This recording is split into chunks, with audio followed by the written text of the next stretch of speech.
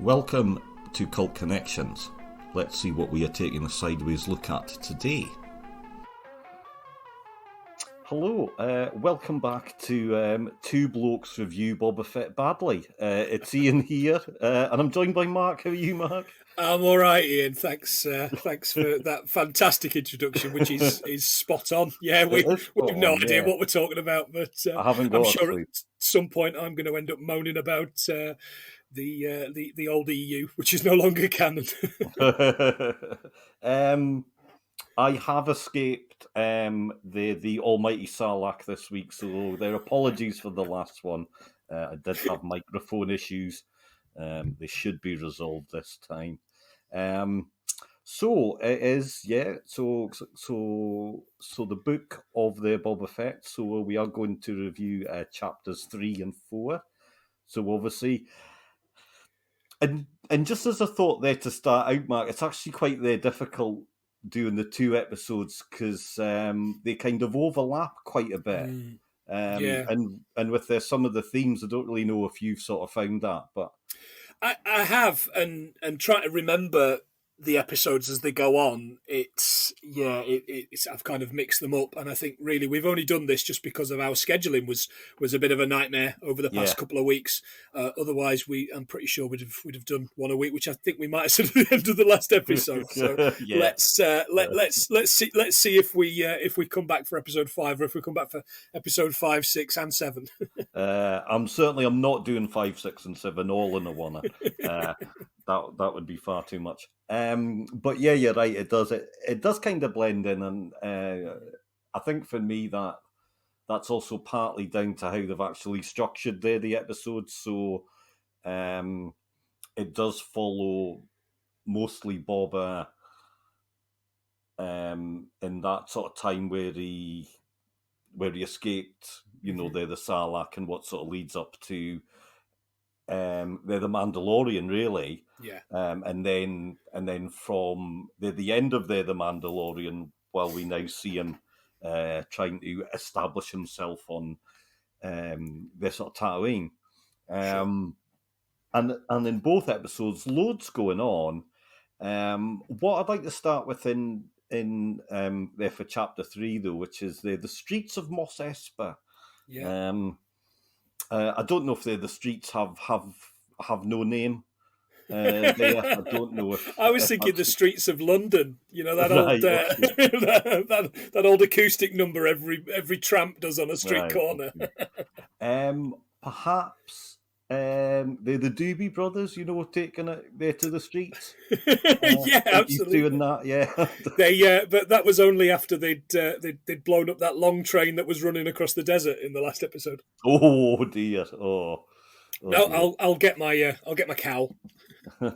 We do have some sort of musical references there to come up as well. Mm-hmm. The first thing that actually struck me about the episode, Mark, or looking back in it, Boba Fett as a social justice, their sort of warrior, is what I was thinking about. So yeah, I agree. He is a good man, and I was watching episode 3 again today, and I really do think has he turned a page, or has he always been good deep down? He's just done what he's done for money. Who knows? Well, that's really interesting, isn't it? Because let's face it, we know very little about their Boba, really. So, as someone who in the original trilogy had barely any sort of screen their time whatsoever, no sort of characterization. He was the bounty hunter, worked for Jabba, but that was it. The sort of Attack of the Clones, we only really know him as a little boy. He's growing up. We don't really know what his dad's like, to be honest. No, well, not technically his dad. If we're going to get into that, I guess. And again, that kind of came up. Rachel asked, "Well, what's going on there with the little boy?" Well, that's Boba Fett. All right, and who's leaving? Well, it's his dad, but it's not his dad. Again, I don't really want to have to watch Attack of the Clones with you because it's just going to raise more questions than it answers. So yeah, I just yeah. But he was raised as their son, so of course, and that's what Django asked for, wasn't it? That's the one that was part of the deal, that he wanted a clone to raise as his own, clone of his own. Yeah, I must admit, I do actually quite like the very slight flashbacks to their sort of Camino as well. I do enjoy that. I know you haven't watched it, Mark, but the Bad Batch actually gives us a bit more of their sort of Camino as well, and I must admit I really enjoyed those their episodes as well, where they go back there and you do see some more of it. So it's that is really good. I was going to talk about a character from that, but actually I'm not going to now. I'm okay, I shall get there. I'll try and get there before we get to episode 10. We've got 10 episodes of this series. No, we've only got 7. Oh shoot! Right, okay. I'm not going to get to the end of it by the end of episode 7. No, you're not. No. Yeah, so Boba, as a social justice warrior, he seems to have some quite good values. So, in this one, so first of all,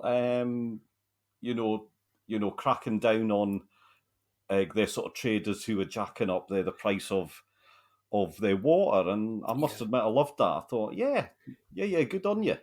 Did you recognise this trader, by the way? I think they called him a watermonger, which I thought was a great title. Did they really? Right. Yeah. No, it's I always forget the actor's name, but he's the one who burns down the building at the end of Office Space because they took his stapler, and he's the guy with the angry wife in Dodgeball, Ellis for Love. He's a character. He's a character actor you've seen in a lot of stuff since kind of the early 90s. Yeah, it's it's that guy. So much so that I don't even know his name. Well, that's really interesting, and that'll get to a point I'm going to bring up slightly later on about a bit stunt, their sort of casting, as it were. Because I must admit, I'm not very good at recognising actors when they turn up in this. No, I'm absolutely hopeless at it. So. No. It took me ages to know that Clancy Brown was was in that episode of The Mandalorian. I didn't put 2 and 2 together that the devil guy was Clancy Brown at all. Yeah, but so I am hopeless at that, and of course it doesn't help that they're covered in makeup or the with a helmet on. Yeah, or they're just their droid voices either. It's like I haven't got a clue, but no. So the price of water. That obviously leads him to the street gang. Yeah. And it all goes a bit 1960s. It does. Did you catch the name of the? Yeah. Did you catch the name of the street gang? No, I didn't actually. They are, and I did die a little bit inside when I found out they were called the Mods. Well, see now so. I'm not sure if that's their name or that's describing what they are. Well, yeah, but that's a good point. Yeah, that's a good point. And it works kind of 2 ways, doesn't it? Because they have all the modifications. But at the same time, they're riding around like Quadrophenia. Yeah, exactly. I know. So, bellboy and all that business. Yeah. You killed my scooter. Yeah. And you know what? I did enjoy that. I did enjoy the fact that there was sort of British accents there. Their sort of speeder bike things. Well, actually, scooters. Yeah, scooter bikes. Scooter bike. I don't know. Scooters. Land scooters. I don't know. That'll do. They do look like Vespas or their Lambrettas. Yeah. Like any young. Car or bike sort of junkies that are, they're nicely shined up and they look sparkling.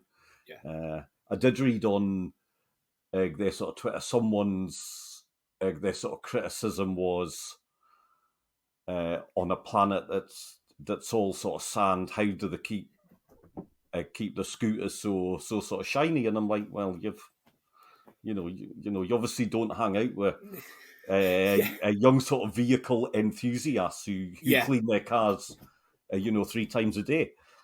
Yeah, that's right. Yeah, and that's a fair point. And I was a little bit taken out of it by the bright colours more than anything else. But you're absolutely right. That is that's the joke. That's the point. Yeah. It's youngsters, and they take sort of pride in what they do, and I'm lucky if I wash my car twice a month. twice a month. Great. Yeah, I'm Twice a month. lucky if I wash mine twice a year. To be honest. But anyway, that's. I'm not. To be fair, I'm not there driving about just with a little patch that I can see out of the windscreen. I am. I am being safe, but yeah, it doesn't get sort of washed very often. Scottish thrift. That's what that is. Yeah. Right. Did you enjoy the chase sequence? Yeah, and I think it mostly looked quite good. I quite like this character, the support guy. Yeah, I kind of like him anyway. I think he's quite funny and witty, and I think it was a lot of kind of looking over his shoulder and wincing and kind of just avoiding stuff. There was a C3 unit. There was one of those little droids that are pit droids in episode 1 that I quite liked. You know the one that. He who shall not be named, not Jabba, Jar Jar, punches in the face and it just drops down into a thing. Oh yeah, there was one of those. I liked that, and there was a crash. Yeah, I liked it. It was good. And what I said to Rachel at the time was, I like that we're seeing how sprawling this city is. Yeah, it's funny. Someone again, the one sort of criticism I did see was why are they going a bit slow? And I'm like, well, have you seen the streets? They're really narrow.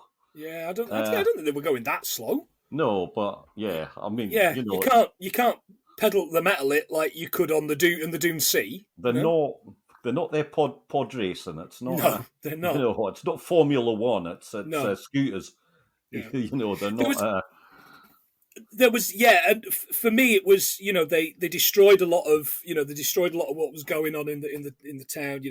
They wrecked a couple of other cars. They wrecked somebody's house, or the front of somebody's house, at a shop, and the usual thing. And then there was the old joke of somebody carrying something across the road, which I was 100% there for. If I'm honest, I know it was stupid and kitschy, but Star Wars is a kids thing. I stand by that. It's a child's TV program. It's a child's film, or a family film. We've just lost listeners. What few we had. So yeah, I was 100% there for that. I know you're right. It's like the Star Wars equivalent of the empty cardboard boxes that their Starsky and Hutch used to drive through every week, isn't it? It's Yeah, and it's fun, exactly, and it should be fun. It's Star Wars, come on, fun, fun. Not so fun though. And again, thinking about the Boba Fett in his sort of social sort of justice role here, where he looks to get their sort of protection for the their sort of Tuscans. He says about it, look, this is their land, etc. He goes back and finds out they've all been wiped out.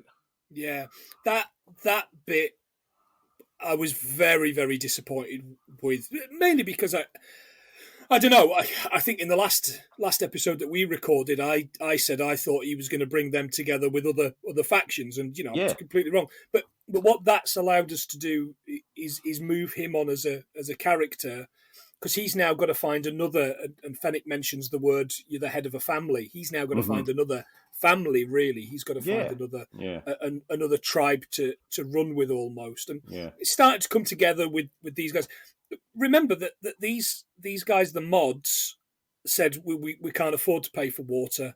Well, you're in the workers' district. You see, well, there's no jobs. Well, then you work for me. Brilliant, straight away, just like that. And these guys have earned their money twice in this episode that we see. They do it Yeah. in that battle, Yeah. chasing the guy down, and they do it in what I think's the probably the best bit of the episode. Well, That we'll we're, come to that we're that. going to talk about, of course. Yeah. But So we'll come yeah, to that. he is. Maybe he's been changed by this tribe that he's met. Maybe Yeah. he's been changed by the way that they've changed him, I think is what I'm Mhm. getting at. You're absolutely right, and you're right as well. I mean, my thoughts were that the Tuscans would play, or this particular tribe would play a role. Moving forward. I still think that the Sand people in sort of general will have a role, Yeah. but just not maybe quite how we thought that they would do. Sure.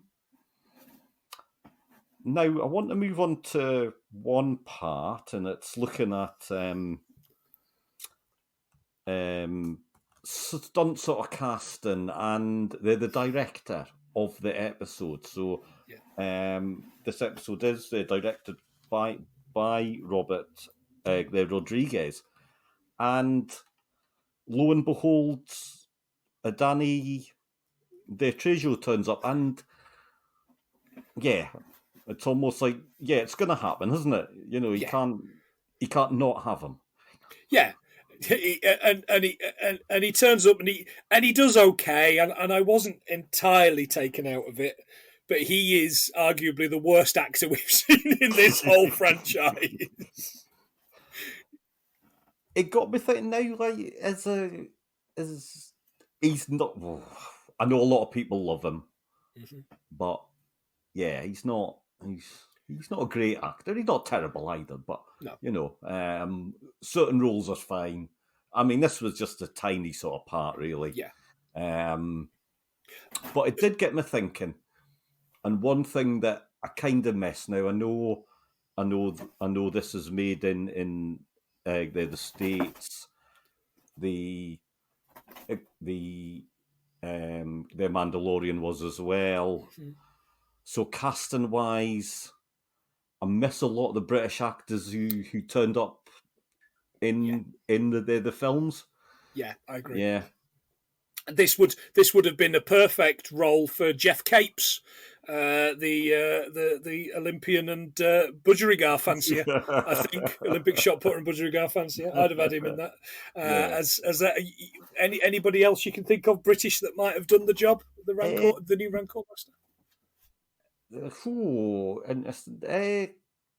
Sort of, the Jimmy Nail, maybe someone like that. Just someone. Jimmy Nail. Wiedersehen, Major Domo. But yeah, why not? Yeah, I know what you mean. With Geordie in the Star Wars universe, so sure. Someone you recognise, or for me, it's a bit like, say, in the Game of Thrones, when one of the best characters is actually played by their soldier. Not Robson Jerome, as he should be called, Jerome Flynn. Yeah, he's easily one of the best characters in that whole series. Yeah, he's great. Yeah. And then you realise, that was you. Yeah, it was. Quite possibly my the stateside listeners who let's face it, dominate my listening stats are probably like, who on earth are you on about? But I think there's probably a lot of people in this country who have no idea who we're on about as well. No, it depends on their age. Now, No. I've got to offer my apologies is maybe not the right word, but I've got to bow and scrape tape and wring out my cloth cap here, because I said to you in the last episode, of course there wasn't a Rancor down there. Do you know how expensive Rancors are? Do you know how difficult it is to capture them and train them and do all this? And lo and behold, Danny Trejo turns up as a Rancor master, and the twins give us a Rancor. We discover the Rancor is a little one. It's a calf. The Rancor master says, and it like many animals, it will imprint upon the first person it sees. So it's Yeah. been given blinkers, and they take the blinkers off, and it opens its bleary eyes, and it sees Boba Fett. Yeah. And he has told us, Danny Trejo, say, look, they're loving, they're very loyal, they're very emotional. And even once upon a time, even witches of such and such a place rode them across the fens, and he went, well, that's what I'm going to do. Yeah. He's going to ride it. Brilliant.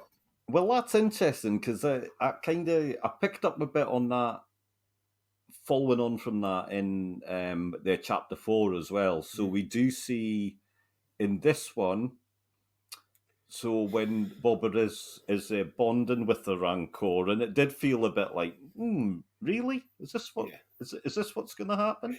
Scratching it behind the ear and all this kind of stuff. Yeah, and all that. But I suppose it does kind of make sense after you watch chapter 4, and we will get to that, obviously. But now, what I did think, so they're Danny Trejo versus Paul Brooke, who is the original Rancor handler. They're Mr. Tits Pervert. I'm sorry, but Paul Brooke wins out every time. Now, when I was doing a little bit of research, Mark, I was looking at the cast for the Return of the Jedi, because obviously this series actually this is probably the one film that it obviously links so sort of closely with. Yes. And all of the characters in it. Did you know that John Altman, who played EastEnders Nasty Nick, was a rebel pilot in the Return of the Jedi? I did not know. No, I didn't know that either, but apparently he is. Oh, Nick. Oh, you've got to join the rebels, Nick. Shut up, Luke. Shut it, Leia, you silly cat. Brilliant. That's a good one, because obviously there's a lot of British talent in all of them. There's a lot of British talent in all of them, but there's so many kind of freaky creatures and characters, and I've not been to a lot, but I've been to the odd sci-fi con and horror cons and things like that, and there's always somebody who you absolutely don't recognise hawking pictures of them in lots of these old men or old women hawking pictures of them dressed up. Yeah, definitely. But so EastEnders fans, there you go. John Altman was a rebel pilot. Amazing. I think as well. So what we do see, obviously one of the big sort of plot points in this, or one of the big sort of sequences, is Chris Stanton. Mm-hmm. I'm glad you got that right. Yeah, because I think I got it right. Yeah, I think you did. Yeah, so the Wookiee turns up. He's going to have their Boba Fett. Mm-hmm. It takes all of them to try and they subdue him. Yeah, and they only just manage it. In fairness, they give him a good stabbing, which he gets over very quickly. he's over being stabbed in the side very quickly. And then gets kicked down into the Rancor pit. This, of course, before we have the arrival of the Rancor. We've mixed it up a little bit. Uh-huh. But and we find out that it's our friends, the twins, who have done it. The Hutts. They turn up. And they've got a gift, and it's the Rancor, of course. They are leaving Tatooine. They are going because they don't want to start a war. It turns out that the mayor of Mos Espa is working with the Pikes. The Pikes. It's an interesting name. Yeah, I didn't really know where they were going with that at first. No. And they don't want a war, because war is bad for business. We heard that before. Yeah. But then, and then right at the end we see a whole load of Pikes turning up. So, and we see them. Don't tell them, Pike. It's too late. They're already here. Don't tell them. So far this episode, dear listeners, we've had EastEnders, we've had Jimmy Neal, we've now had Dad's Army. Thank you. They're all references for nobody, Ian, let's be fair. We've had their Quadrophenia. We have. So, actually, Mark, I've got a question for you. So before moving on there to chapter 4, and I do always think this, and I always think, good God, no, I would not. Would you live in the Star Wars universe? Yes, I would. Yes, I would. I would probably be one of those little pigmen on Bespin Cloud City, I think. I always forget what they're called, but I am some form of a pigman myself. I think anyway. they're called. Yeah. No, I think Bespin Cloud City is probably a good place to be. I would assume that the planet itself is a hellhole full of monsters and lots of things being drilled. I'd probably be addicted to spice. Who knows? Yeah, I'd give it a go. Yeah, you wouldn't. No, because let's face it, for ordinary people like us, Mark, life would be shit. You have to be either some sort of royalty or something to actually live all right on whatever planet you're on. It seems to be no one seems to have an easy life of it whatsoever. So I have tested my midichlorians and I couldn't find anything. So thankfully, yeah, that's not happening, is it? So chapter 4, the Gathering Storm. Now, I was really glad about this, and I did think it when it sort of came up. I was like, yes, Fennec Shand at last, a bit more for her to do. Because if there's one character who hasn't really done much so far, it is her. Yeah, and I hadn't forgotten, but I didn't quite remember how she was introduced into The Mandalorian. And had I had a little bit more time, I would have gone back and watched that particular episode of The Mandalorian. But I run my own podcast. I run 2 other podcasts. I ain't got time. So she was one of the bounty hunters who was after looking for their Grogu.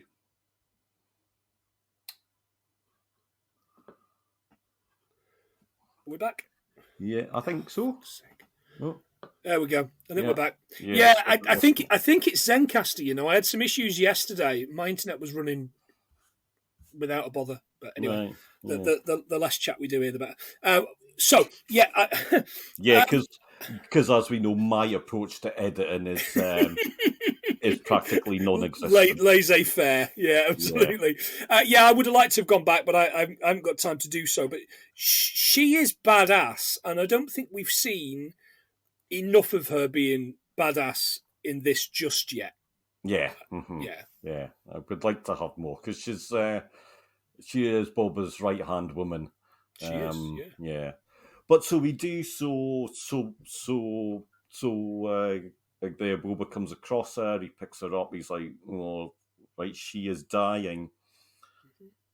She takes her to, now I think I heard this right, I should have wound it back just to go over it, but he takes her to the Mod Father. The Mod Father, yeah, absolutely. Is he not the bloke that gets... Paul Weller who's turning up? Just for your listeners in, I once got told to fuck off by Paul Weller, which I'm very proud of. Yeah, that's a story for another time. But yeah, no, I misheard it, and I thought he'd said the Podfather. I thought it was someone that used other podcasts to make himself seem more important than he is. But yeah. Yes. Yeah, we know plenty of those, and we don't like them. There are people who do feed off of the podcasts for their own gain. Absolutely. Yes. Moving on to this guy. This guy was badass, though. This guy did the lot. I thought he was just tattoos at first. Yeah, he was smooth. He was smooth, and and obviously this is where the mod sort of name there comes from. So they modify, modifications, which is kind of nice as to why the scooter gang are called. They're the mods because they are mods. They are modified. So that does kind of tie in nice.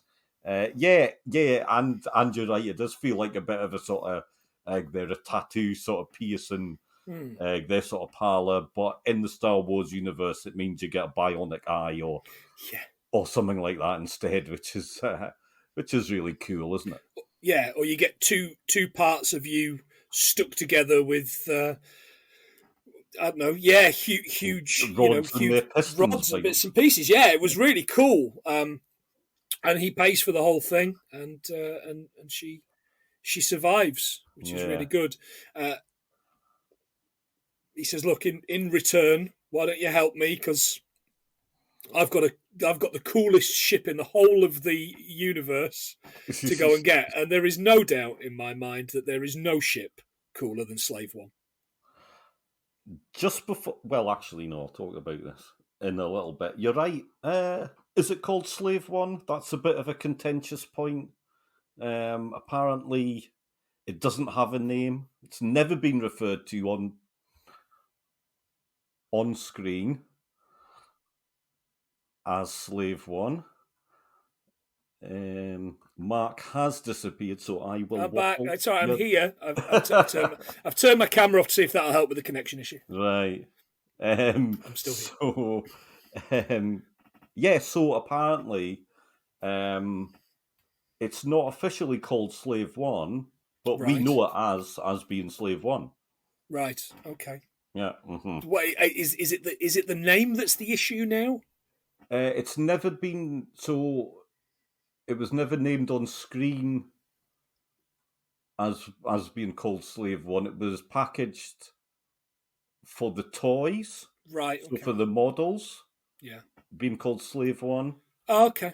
But not actually sort of officially recognised that that's its name. Like, no one's ever called it that. Oh, okay. And the Boba Fett doesn't call it that. It's just it's his ship. It's his ship. Yeah. Yeah. Mm-hmm. But you're right. It is one of the coolest ships going. Even though it's a funny shape and how does it fly? Yeah, and do you feel a bit sick lying down? You're going up and going to, and how do you go and grab things without everything falling out of the hold? Yeah, I know. Yeah. But no, it is really, it is really cool. Now he's scoping out the Jabba's palace sort of beforehand. He's sitting there with his their bantha. Yeah, and. There we go. He will see his. He is their doctor. Their Doolittle. He is. They're the Bantha Whisperer. He is some. He's got the touch, doesn't he? He's got that animal touch. Absolutely. He can talk to the animals and walk with the animals. Yeah, he does. He does everything. And this Bantha understands everything. And in a sad kind of little scene, he sends it away, doesn't he? When they don't need it anymore. Mark. Well, if you're going to miss the Bantha, you can buy one from the. I say good people. I don't think they are because they sell any old tat at the. I want to say the Teddy Bear Warehouse or whatever it's called. The thing. Okay. They're the licensed bear of Star Wars, and they're selling a Bantha. It was announced, I think, yesterday. All right, the episode okay. A couple of days ago when the episode came out. They're selling a Bantha toy. As a man who was bought for Christmas a talking Jawa from that very same place, which does various different Jawa noises, including Suga, Suga, Suga. I'm into that. I'll have 6, please. You'll have some of them, will you? That can keep Colin, occupied, can't it? I'm sure he'll love to have a swipe at that. He might leave me alone while I'm podcasting for 10 minutes. Yeah, absolutely. My favourite bit of it. Well, this whole kind of, because I love a heist, but this whole little kind of heist to getting into We still call it Jabba's Palace, even though it's now Bib Fortuna's palace. Yeah. They send in this little drone kind of thing, don't they? Mhm, Fennec's got yeah. this drone. It's brilliant. It flies in and does what it needs to do, and they then break in kind of through the into the kitchen to Yeah. this chopping bot. There's these droids cooking. I love these. I know. So yeah, and he's so the chopping bot is like he spots him, he's like, oh, I'm gonna go lay General Grievous on you. He does, He yeah. starts waving like, seven or eight knives about all at once. Yeah. Fennec does actually sort him out fairly quickly. Yeah. The other droid there, so this is a droid who was in charge of R2. I was thinking that. Yeah. You're a feisty one. Yeah. That's yeah. I kind of giggled to myself knowing that it was him. Has he been demoted to the kitchen? No, well, I think he was the I'm not sure if he was head chef, sort of maitre d' type. Oh, of course, yeah. Yeah, because R2 was basically serving their drinks on the sail barge, so maybe that was so running the running the household, running the kitchen, that kind of stuff. Yeah, Okay, so maybe and looks like times are harder under the Bib Fortuna. There's not as many of them, so absolutely. Yeah, they call the rat catcher because they think there's rats, and this little rat catching droid was great fun. I'm pretty sure there's a lot of, I don't know, really upset 20, 30 something Star Wars fans who didn't like this scene, but I did, and I don't care. This was great fun, fighting the thing, and then eventually kind of it switched itself off when it learned he was Boba Fett. Yeah. You know what? Nice bit of slapstick and a nice bit of humour, and again some fun. I do have to make Mark one more obscure British reference, so their apologies again to my worldwide listeners. But so the droid, so the kitchen droid from the Jedi as well. Yeah. Does it not make you think of the old the MASH Get Smashed robots? Yeah, absolutely. Yeah. For anybody under the age of 40 and not from the UK, Smash was or probably still is. I don't know. I think it still is, yeah. Okay, because potatoes are readily bountiful at the moment, at least until Brexit properly kicks in. There was basically flaked dried potato, which you make up, the kind of stuff that you'd eat in the army or in rationing. And the robots were the one thing that the robots liked about Earth was our Smash instant mashed potato. Mm-hmm. Yeah. I ate a lot of that as a kid. I haven't even thought about it as a food stuff. I'm actually going to look for that in the supermarket there tomorrow. Okay. I'm not going to buy it. I'm just going to see if it's still. see if it makes good polyfiller. Yeah. I'm sure it's in the same aisle. So, Anyway, so they have all of the hijinks there. They get there to the hangar part. They get to Slave One, which is where we see Fennec being a real badass. I love this bit. She was going for it, wasn't she? Yeah. And they and they managed to get Slave One back, but not without smashing it up a little bit. Yeah. they do a great job, but she obviously opens the door to get to get them out. Yeah. And saves them in the end. And she's got all the skills. Yeah. And she kills all the bad guys on the way there. She absolutely wipes them out. So they get out. Fennec's like, well, I think I'll just hang about, see what you're up to. This looks quite fun. Then we'll have the ridiculous sequence of the Boba goes back to the almighty Sarlacc to try and get his armor back. Yeah. Now, I had an issue with this, right? Because we know only 4 episodes ago that he crawled out of the Almighty Sarlacc, Yeah. with his armour on, Mm-hmm. collapsed, and then woke up. The next thing he knows, he woke up and his armour was gone. Now, we know that the Jawas took it, and we Yeah. know what happens to it. Yeah. Do you think he was just in such a state he thought he had got out without it, or do you think he thought it had fallen in, or I don't know? It just seemed a little bit kind of plot holey. This I have heard that.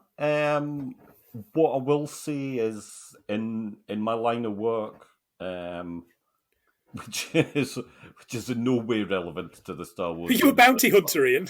No, I'm not a bounty hunter. However, I am a mental health nurse, and there are people who go through their sort of trauma, which Boba has, because he was stuck there for what we now know was actually a long time, years. He says he was in there for years.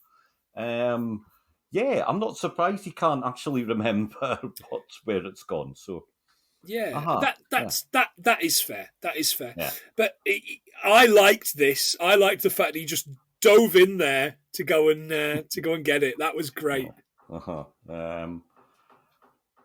And how we now know how he's actually a bit there knackered as well from it. It's digesting acids. Yeah. Basically burn you, which we didn't really know. I guess. And he's in there for a little while getting the stuff, and then as he crawls out, he looks like, it looks a skeleton, doesn't he? He looks like death. Yeah, he does. Yeah, it doesn't look good at all. Yeah. But it's not in there. And as they're trying to get away, my old nemesis, the Beak, turns up. Now, I know I've said that people aren't allowed to complain about this because it's just for a kid, but that Beak was never there when I was a child. Oh, that's not my Sarlacc, Ian. No. I know.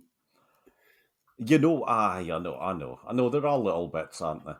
I know. But the Beak is the only way that in this it could get him, unless it was the tentacles, I guess. But the Beak is what gets them, and it drags the ship down to I really liked this bit, and that's the Sarlacc done for forever.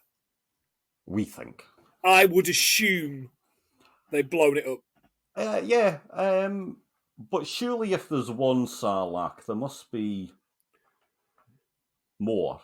Yeah, I guess when a mummy and daddy Sarlacc love one another very much. Yeah. Okay. There must, yeah. I think so. But yeah, you're right.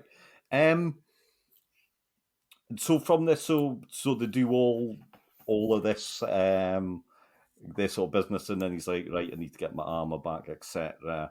Then we move back to the present sort of day, as it were. Boba's like, right, I need to.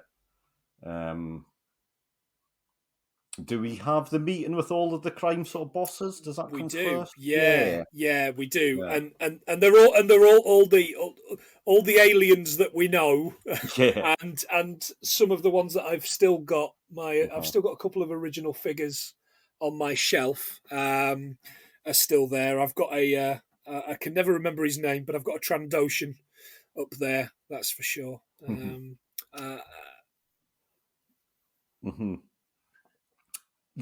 For me, this felt a little bit sort of High Noonish. Yeah, it's like Bob is the sheriff, and everyone's like, nah, you're on your Todd. Yeah.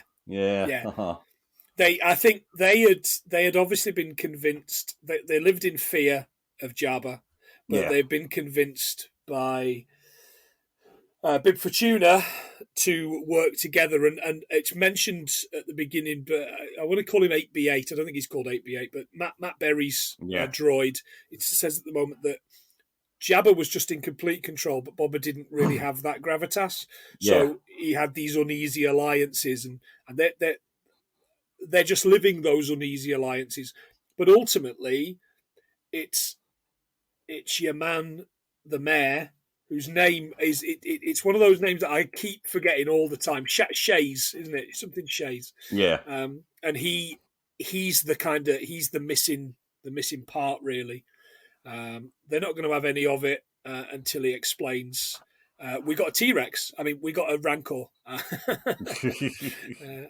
They're kind of maybe a little bit more into it now. They realise that he's a badass. Aye, yeah. And then I'm not sure if I actually missed this bit, but Boba does get their revenge for the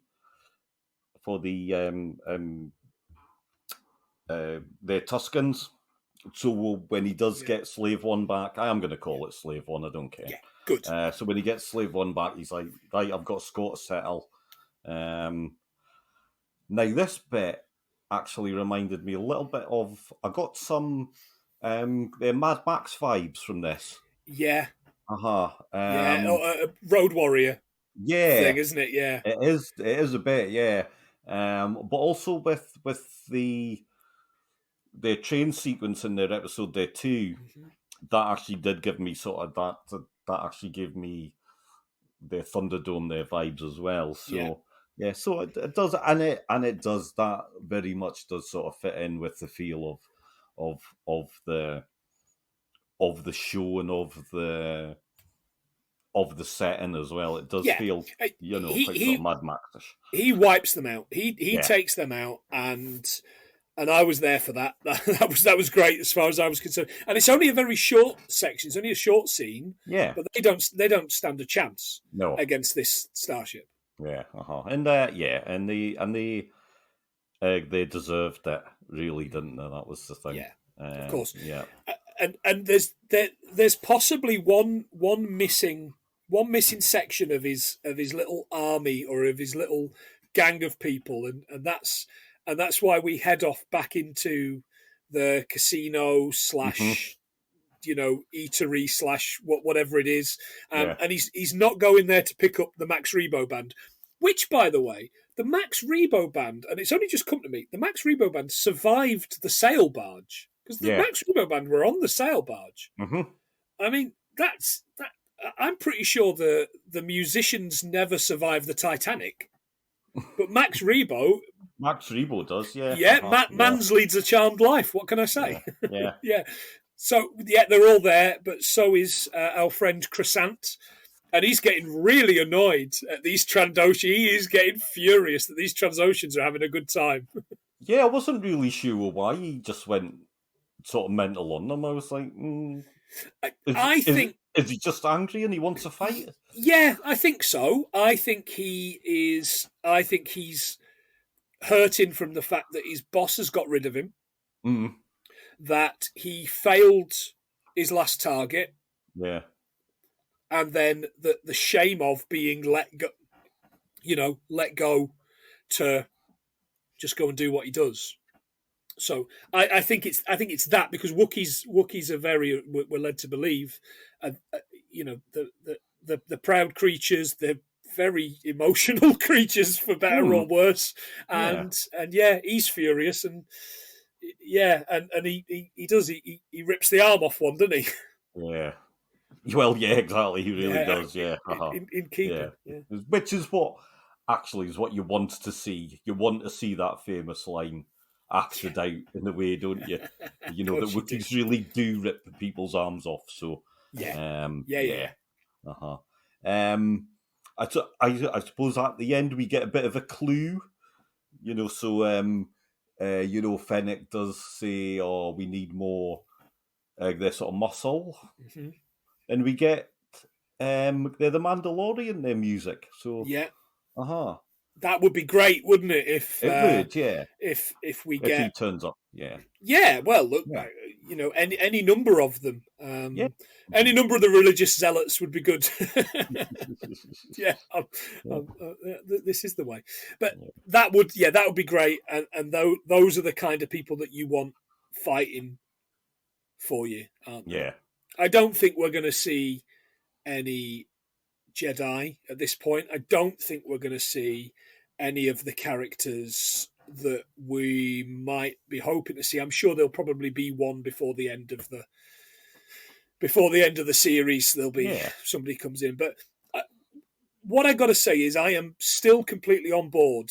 Another 2 episodes in, I am still having such a great time. It's still appointment television for me. The stampy feet and nothing's happened yet, which is bullshit. Loads has happened. I'm not having any of that Twitter. Come on, chill out. I was going to say Reddit, but you expect nothing less from Reddit, I guess. Oh, that truly is a hive of scum and villainy. There is a little bit, by the way, that we missed when he's telling the watermonger to drop his prices. He says, "Oh, you could always move to Mos Eisley," and the face the character pulls is brilliant. No, I'm not going there. I'm not going there. Yeah. Are you still on board, Ian? Are you still enjoying it? Oh, good Lord, yeah. It's only, it's 40 minutes a week. Yeah. It's more Star Wars. I think as well. Oh, I think this is it. So, we've been crying out for more Star Wars as a Star Wars fans. I mean, for so long, you only had 3 films. Yeah.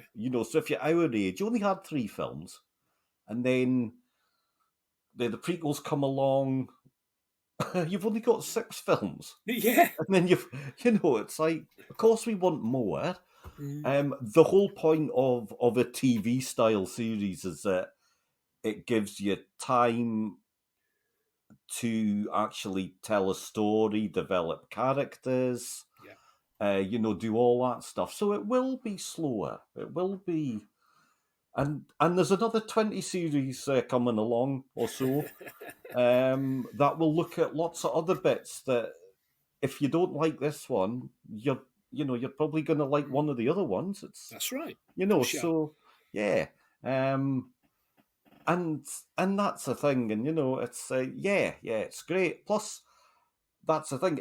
This show is adding depth to a character who previously had 7 minutes of screen time. Yeah. So I'm all on board. And I think I still stand by the fact that the casting's excellent. Very much like The Mandalorian, the casting, although sometimes surprising. I think it's a lot of fun. Tamura Morrison's brilliant. He's great, and actually probably one of the only things I enjoyed in that Aquaman film, which was just atrocious. But he was great fun as the fisherman, as Aquaman's fisherman dad. yeah, definitely. I would be interested. The fan in me would love to see the Morrison in the Ahsoka Tano their series, which is coming, not playing Boba Fett, but actually playing their Rex. That would be that would be brilliant. I would love that. But well, who knows? Yeah, well, look, we every time we try and guess what's going to happen, we get it wrong. Any ideas what you think's going to come in the next couple of episodes? Well, I wonder if we will get a little bit of him chasing the Jawas. He's maybe scoping out where his armor actually is. There might be a little bit of that. Just to tie that in. Possibly. Maybe. Do you think we might even get some Timothy Olyphant as the sheriff? Because I liked him. I liked that character in that episode. I did like him. My only concern about that is that Boba Fett would absolutely kick his ass. Of course he would. Yeah. So, But I did like him. He was good. Yeah. I think there'll be more. I think there'll be more twins. I don't think we'll just have the 2. I think the twins will maybe come back at the end once Boba's in charge and try and broker some sort of deal with him for the whole of the planet, not just the not just the town. Yeah. But other than that, I think we've got big battles coming up. We've got big battles coming up. Well, I mean, we've not. It's interesting. We've not had anything, and I don't know if we'll get this, but we've not had anything. They're sort of spacey or, or like a really big set sort of piece. So I think that is coming a big standoff maybe, or a big sort of gunfight. There's a gunfight at the OK Corral of their Tatooine. Yeah, love that. Great, I'm looking forward to it. Yeah, me too. Less than a week of sleeps. Exactly. So I know it's like Christmas, isn't it? Every Christmas once a week. Yeah. So anyway, Mark, thank you very much. We are, as I say, two blokes reviewing Boba Fett badly. So thank you very much for listening. We may be back for Chapter 5. We may not. We may be back for Chapter 5 and 6. Who knows? But anyway, thanks very much again. And see you later. Cheers. See ya. Thanks for listening to this episode of Cult Connections. Please like and subscribe wherever you get your podcasts, and we would love it if you left a review.